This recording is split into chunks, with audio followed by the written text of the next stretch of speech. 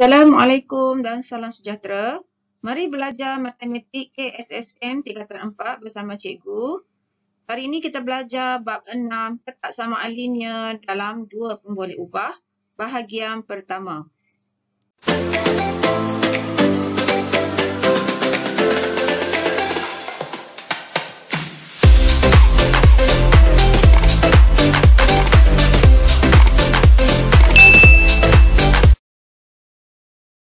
Dalam video kali ini, kita akan belajar 3 perkara.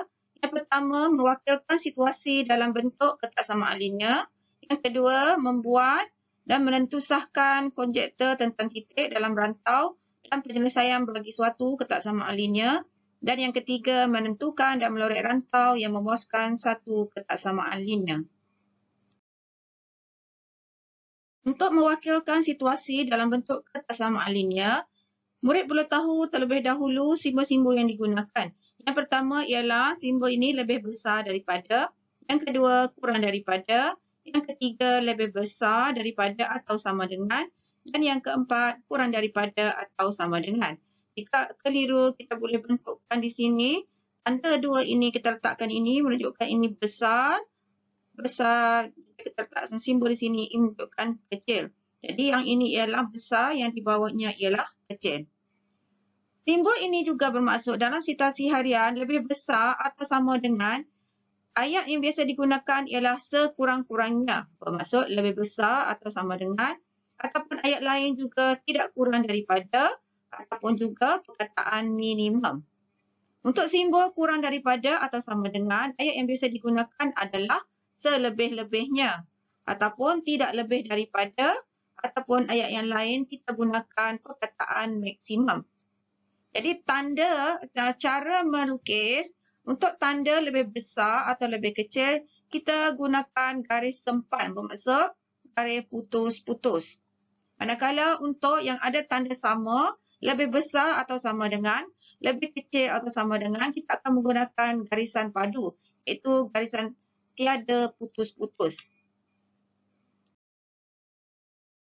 Situasi yang melibatkan penggunaan ketaksamaan linear, seperti raja satu ini menunjukkan gambar terowong di mana ditandakan di papan tanda menunjukkan had ketinggian terowong ialah 4.75 meter. Apakah maksudnya? Ini bermaksud kenderaan yang boleh melalui terowong tersebut mestilah kurang daripada ketinggian terowong, iaitu h kurang daripada 4.75 meter. Raja 2 pula menunjukkan label pada kepala lori di sini BDM dan BTM. BDM bermaksud berat dengan muatan dilabelkan 7,500 kg, manakala BTM bermaksud berat tanpa muatan ialah 3,410 kg. Jadi nilai muatan bagi lori tersebut kita boleh tolakkan akan dapat 4,090 kg. Jadi berat dengan muatan Y mestilah sentiasa kurang daripada berat tanpa muatan dan berat nilai muatannya adalah 4,090 kg. Jadi inilah contoh penggunaan ketaksamaan linear dalam kehidupan seharian. Masa tingkatan 1, murid-murid telah belajar mewakilkan ketaksamaan linear menggunakan garis nombor. Sebagai contohnya di sini, X lebih besar atau sama dengan 1, bermaksud pada 1 kita hitamkan dan oleh kerana lebih besar, tanda panahnya menghala ke sebelah kanan. Sebenarnya, ketaksamaan linear juga boleh diwakilkan pada sartah kartes, di mana kawasan yang berlorek ini merupakan X-nya sentiasa lebih besar atau sama dengan 1. Jadi untuk bentuk-bentuk yang lain, kita tengok pada garisannya. Sebagai contoh, garisannya diwakili oleh persamaan Y sama dengan F tambah C. Dan kita lihat di sini ada dua garisan condong. Kawasan yang lebih besarnya merupakan kawasan di atas. Manakala kawasan rantau yang mewakili nilai yang lebih kecilnya ialah di kawasan bawah. Untuk garisan yang mengufuk ataupun mendatar, kawasan yang lebih besar adalah di atas, manakala yang kecilnya di bawah. Untuk garisan yang mencancang pula ataupun menegak, kawasan rantau yang lebih besar ialah kawasan sebelah kanan, manakala yang lebih kecil adalah sebelah kiri.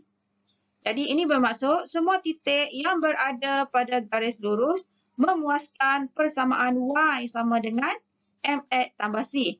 di sepanjang garis ini, nilai titik tersebut ialah memenuhi Y sama dengan Fx tambah C.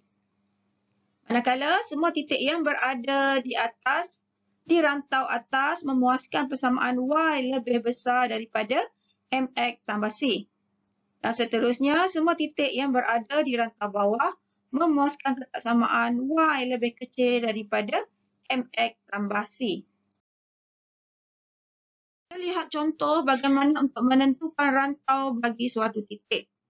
Lukis garis lurus Y sama dengan negatif 2X tambah 6 untuk nilai X di antara negatif 1 dan 5. Dan perlu plotkan titik yang dinyatakan ini dan tentukan sama ada ia memenuhi Y sama dengan Y lebih besar atau Y lebih kecil. Jadi terlebih dahulu kita perlu melukis garis lurus Y sama dengan negatif 2X tambahkan dengan 6. Oleh kerana garis lurus kita perlukan dua titik sahaja untuk melukiskannya. Jadi dua titik ini iaitu kita boleh pilih mana-mana nilai X yang terletak di antara negatif 1 dan 5. Sebagai contohnya kita pilih X sama dengan negatif 1, satu lagi X sama dengan 5. Jadi untuk mencari nilai Y, nanti masukkan nilai X yang telah kita pilih tadi. Sebagai contoh negatif 2 didarabkan dengan negatif 1. Okey, di sini tambahkan dengan 6, selesaikan. Negatif 2 darab negatif 1, positif 2 tambah 6 sama dengan 8. Jadi nilai Y-nya adalah 8. Begitu juga kalau X-nya ialah 5, kita gantikan X dengan 5. Y-nya diselesaikan, masukkan dalam persamaan ini, kita akan dapat Y sama dengan negatif 4. Apabila koordinat ini telah diketahui, kita plotkan sata paksi X dan paksi Y, tandakan titik negatif 1, negatif 8. Di sini negatif 1, negatif 8. Kita tandakan di sini. Dan satu lagi 5, negatif 4. 5, negatif 4 ialah di sini. Ada dua titik menggunakan garis lurus. Menggunakan pembaris, kita bina garis lurus yang menghubungkan kedua-dua titik ini. Dan selepas itu baru kita boleh tentukan. Kita tandakan dahulu, plotkan titik. Yang pertama 1, negatif 2. 1, negatif 2 ialah di sini. 4, negatif 2, X4, sepanjang garisan ni X4, Y-nya negatif 2, sepanjang garisan ni. Jadi ini dia koordinat bagi 4, negatif 2, 0, 1, 0, 1. Di sini 0, 1, 1, 4, 1, 4 di sini.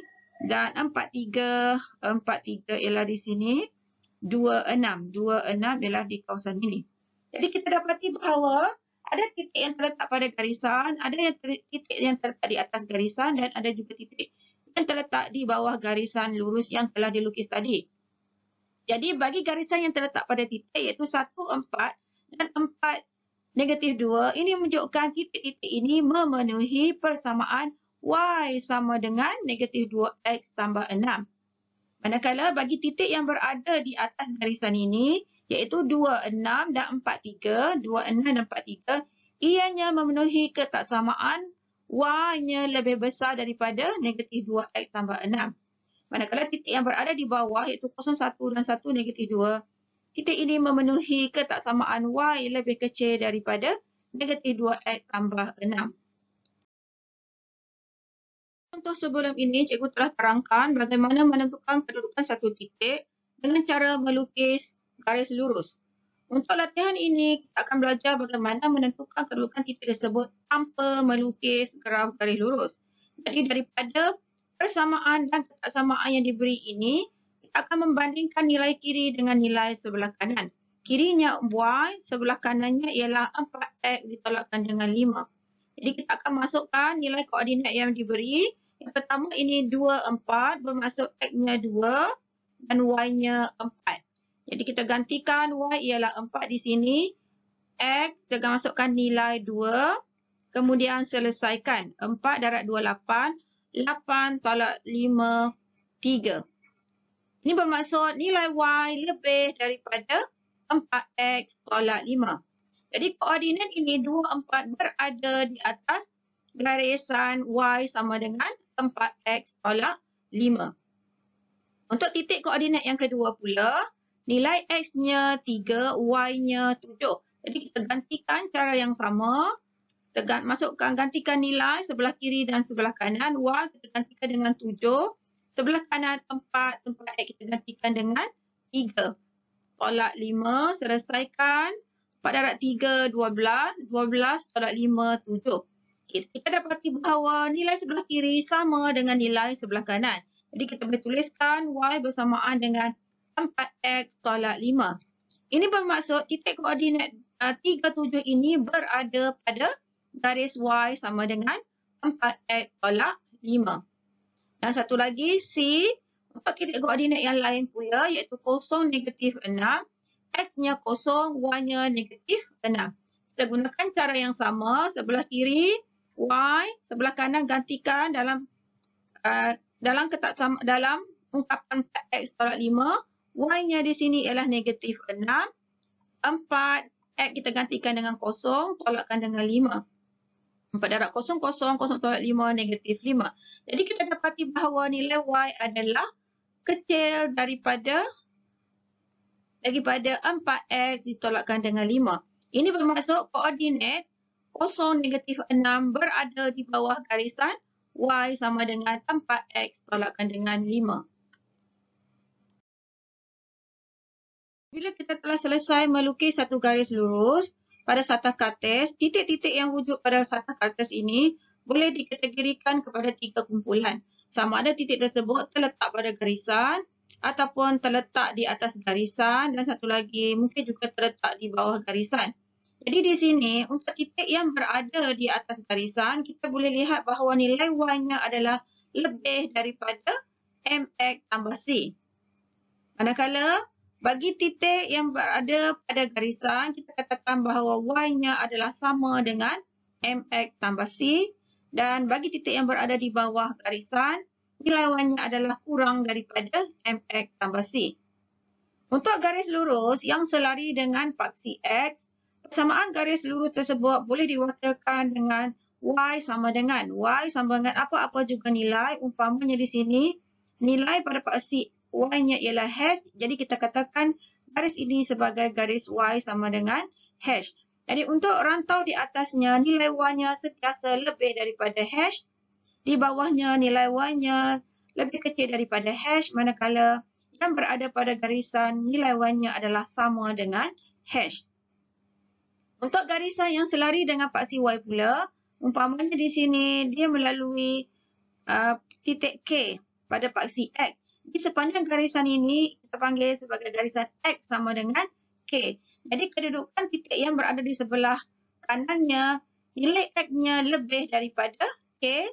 Sebelah kirinya nilai X-nya kurang daripada K. Manakala yang berada pada garisan, nilai X-nya adalah bersamaan dengan K. Cara melukis garis lurus adalah berbeza mengikut tanda ketaksamaan. Umpamanya di sini, tanda ketaksamaan lebih besar atau lebih kecil. Garis lurus yang dilukis adalah menggunakan garis sempang, iaitu garis putus-putus. Manakala bagi ketaksamaan lebih besar atau sama dengan, ataupun lebih kecil sama dengan, garis lurus yang dilukis adalah menggunakan garis padu, iaitu bukan garis putus-putus. Jadi untuk titik-titik yang berada sepanjang garis putus-putus ini, ianya tidak termasuk dalam mana-mana rantau, sama ada rantau di atas ataupun rantau di bawah. Berbeza pula dengan titik-titik yang berada pada garisan padu ini, titik-titik ini adalah termasuk dalam rantau sama ada di atas ataupun di bawah. Sebelum cikgu terangkan bagaimana menjawab soalan latihan daripada buku tab muka surat 164 ini, jangan lupa tekan butang like dan subscribe bagi yang belum. Jadi kita lihat bagaimana cara untuk melorotkan rantau yang mewakili ketaksamaan yang diberikan. Kita ulang semula, sebelum ini cikgu telah tunjukkan bagi satu garis lurus yang condong, sama ada condong ke atas ataupun condong ke bawah, kawasan di atas sentiasa lebih daripada, manakala di bawahnya adalah kurang daripada. Begitu juga dengan garis lurus yang condong ke bawah, kawasan di atas adalah lebih daripada, di bawahnya adalah kurang daripada. Untuk garis lurus yang selari dengan paksi X ataupun garis mengufuk ini, kawasan di atas sentiasa lebih besar daripada, kawasan di bawah adalah kurang daripada. Jadi untuk garis yang mencancang pula ataupun menegak, sebelah kanannya sentiasa lebih daripada, sebelah kirinya adalah kurang daripada. Jadi untuk soalan B ini, Y kurang daripada. Oleh kerana di sini tiada tanda sama, garis putus-putus telah dilukiskan, kurang daripada, garisnya condong ke atas. Kurang daripada maksudnya kita perlu melorekkan di kawasan bawah.